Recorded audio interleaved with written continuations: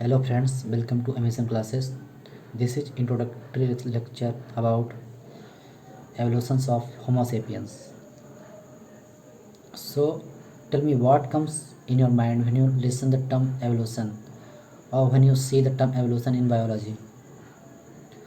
Generally आपके दिमाग में एक चीज़ आती होगी, आपने एक इमेज देखी होगी अपने बुक्स में, जहाँ एक मंकी होता है जो पहले 4 पैरों में चलता है, फिर 2 पैरों में चलता है, फिर थोड़ा झुक के चलता है, फिर अल्टीमेटली एंड फाइनली वो सीधा चलने लगता है।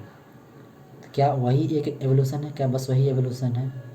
तो no, that is not a evolution, that is not only a evolution. केवल वही एवोल्यूशन नहीं है। वर्ड का लिटरल मीनिंग होता है to unfold, to reveal the hidden potential, मतलब कि अपने अंदर छुपी हुई काबिलियत को धीरे धीरे जाहिर करना ही एवोल्यूशन है। अब मैं अगर आपसे पूछूं कि एवोल्यूशन क्या लिविंग चीज़ों में ही होता है, क्या अनलिविंग चीज़ों में, जो नॉन लिविंग चीज़ें हैं उनमें एवोल्यूशन नहीं होता? तो नहीं, एवोल्यूशन जो है लिविंग ऑर्गेनिजम्स में होता है और एवोल्यूशन नॉन लिविंग थिंग्स में भी होते हैं। लाइक लिविंग ऑर्गेनिजम्स में evolution like amoeba, paramecium, viruses में एवोल्यूशन है ना। और नॉन लिविंग जो चीज़ें होती हैं जैसे स्टेलर एवोल्यूशन, रॉक्स एवोल्यूशन, ये सब नॉन लिविंग थिंग्स है। जनरली हम एवोल्यूशन को डिफाइन करते वक्त कह जाते हैं that evolution is the formation of complex form from the simplest form. So मैं आपको एक चीज़ बताना चाहता हूँ, complexity is never the aim of evolution. Complexity कभी एवोल्यूशन का एम नहीं होती। अगर कॉम्प्लेक्सिटी एवोल्यूशन का एम होती तो आप खुद सोचिए, अगर जो आपके आसपास जो जीव रहते हैं लाइक अमीबा हो गया, पैरामीशियम हो गया, फंगस हो गया, वायरसेस हो गए, क्या हमें ये दिखते? नहीं, लेकिन हमें ये आज भी दिखते हैं, मतलब कि एवोल्यूशन। सो हमें अमीबा, पैरामीशियम, वायरसेस भी दिखते हैं, तो आप क्या कहेंगे कि इनमें एवोल्यूशन नहीं हो रहा है? बट ऐसा नहीं है, इनमें भी एवोल्यूशन होता है। सो मेरा कहने का मतलब ये है कि कॉम्प्लेक्सिटी कभी एवोल्यूशन का एम नहीं होती है। हालांकि complexity happens during the course of evolution, but that is something separate. अगर मैं आपसे पूछूं कि लिविंग ऑर्गेनिजम्स का मकसद क्या होता है, अगर मैं आपसे पूछूं तो आप क्या बताएंगे?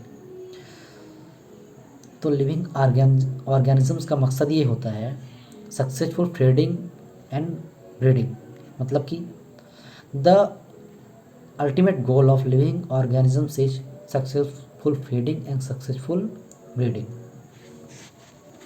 तो जब पेरेंटल जनरेशन ने अपनी अगली जनरेशन को सक्सेसफुली प्रोड्यूस कर दिया है तो उसका तो लाइफ ख़त्म हो जाना चाहिए। That is what nature wants. यही तो नेचर चाहता है कि जब पेरेंटल जनरेशन ने अपनी अगली जनरेशन को सक्सेसफुली प्रोड्यूस कर दिया है तो उसकी लाइफ ख़त्म होने जानी चाहिए। अब नए लाइफ का एवोल्यूशन होना चाहिए। But for the successful feeding and breeding के लिए क्या ज़रूरी होता है?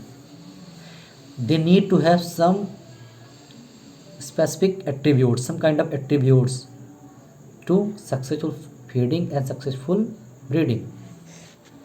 ये काम तो सब कर रहे हैं, जैसे अमीबा भी यही कर रहा है, successful feeding and successful breeding. Viruses भी यही कर रहे हैं। वायरसेस क्या करते हैं? उनके लिए तो और भी आसान है, वो किसी लिविंग सेल के अंदर एंटर करते हैं और फिर सेलुलर मशीन को यूज करके उसमें जीवित रहते हैं। तो क्या आप कहेंगे कि इसमें वायरसेस में एवोल्यूशंस नहीं है? जबकि इसमें तो कॉम्प्लेक्सिटी है ही नहीं। कॉम्प्लेक्सिटी इसमें कहाँ दिख रही है? फिर भी इसमें एवोल्यूशन तो हो रहा है। In fact they want simplification in the structure. In fact वो अपने स्ट्रक्चर में सिंप्लीफिकेशन चाहते हैं, सरलता चाहते हैं। समय के साथ हर चीज़ परिवर्तित होती है, हर चीज़ में बदलाव होता है, बट क्या सभी बदलाव एवोल्यूशन कहलाते हैं? नहीं। फॉर एग्जाम्पल, अगर मैं आपसे कहूँ कि आपके आसपास कोई तालाब है, आपके घर के आसपास कोई तालाब है, कोई पॉन्ड है, और आप उसमें 100 मेंढक रह रहे हैं। आपने एक दिन जाकर उसमें डाटा कलेक्ट किया जिसमें 100 मेंढक रह रहे हैं। आप 4 दिन बाद दोबारा उसी तालाब में जाते हैं और क्या पाते हैं? आप दोबारा डाटा कलेक्ट करते हैं मेंढक का, क्या पाते हैं कि उसमें जो 100 फ्रॉग्स थे उसमें से 40 फ्रॉग्स मर गए। कितने फ्रॉग्स बचे? 60। तो अल्टीमेटली चेंजेस तो इसमें भी हुआ। पहले आपके पास 100 फ्रॉग्स थे, अब आपके पास 40 फ्रॉग्स हैं।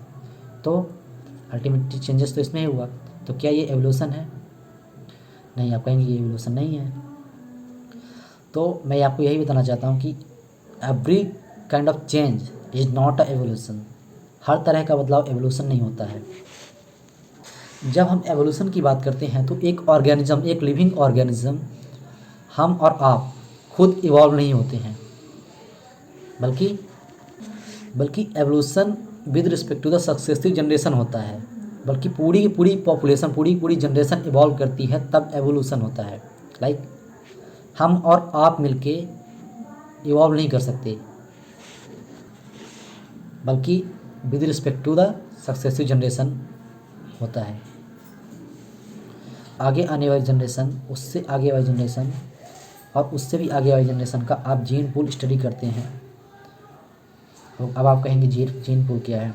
सो gene pool is sum total of all alleles in a population of a population. Evolution is a change in a gene pool of a population. So अब हम इस रिजल्ट पे पहुँचे हैं कि evolution is the change in gene pool of a successive generation और a population. But एक चीज़ आप ध्यान रखना कि evolution is always happens with respect to the successive generation और इन पॉपुलेशन। सो क्वेश्चन क्या बनता है? What is a unit of selection? तो यूनिट ऑफ सिलेक्शन क्या होती है? इंडिविजुअल। नेचर कैसे सेलेक्ट करता है? इंडिविजुअली। तो यूनिट ऑफ सिलेक्शन क्या हो गई? इंडिविजुअल। डार्विन ने एवोल्यूशन के बारे में क्या कहा है? Evolution is a descent with modification. मतलब कि आगे आने वाली जनरेशन हमेशा अपने पेरेंटल जनरेशन से बेहतर होती है। बट डार्विन ने कभी एवोल्यूशन को जेनेटिक्स के आधार पर नहीं बताया। And what is the raw material of evolution? तो वेरिएशंस रॉ मटेरियल होता है एवोल्यूशन का। And one more question, the term evolution is given by Harvard Spencer. सबसे पहले हार्वर्ड स्पेंसर ने एवोल्यूशन टर्म यूज किया था।